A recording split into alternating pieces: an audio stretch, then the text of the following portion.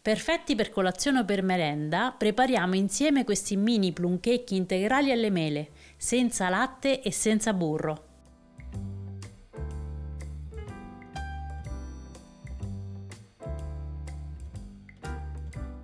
In una ciotola rompiamo 3 uova e aggiungiamo 150 g di zucchero. Per questo particolare tipo di impasto, che è un po' più rustico, preferisco utilizzare quello di canna, ma se volete usare quello bianco va benissimo.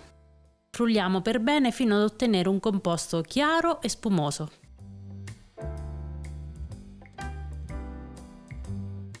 A questo punto, senza smettere di frullare, uniamo anche 80 g di olio di semi,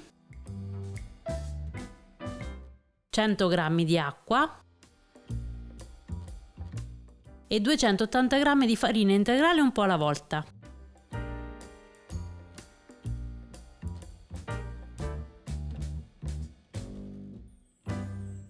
Infine aggiungiamo il lievito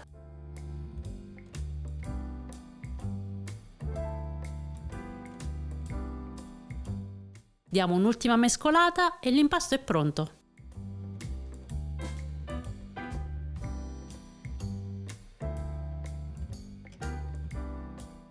Sbucciamo una mela e tagliamola a fettine sottili.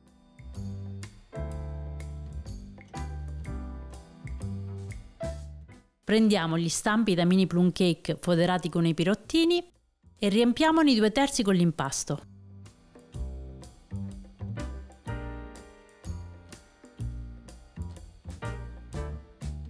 Aggiungiamo le fettine di mela sulla superficie dei plum cake sovrapponendole leggermente.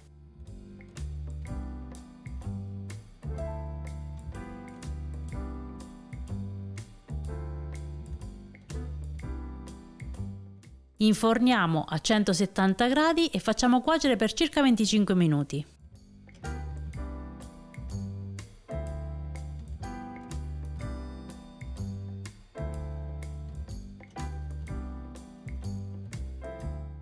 Una leggera spolverata di zucchero a velo e sono pronti, semplici e genuini.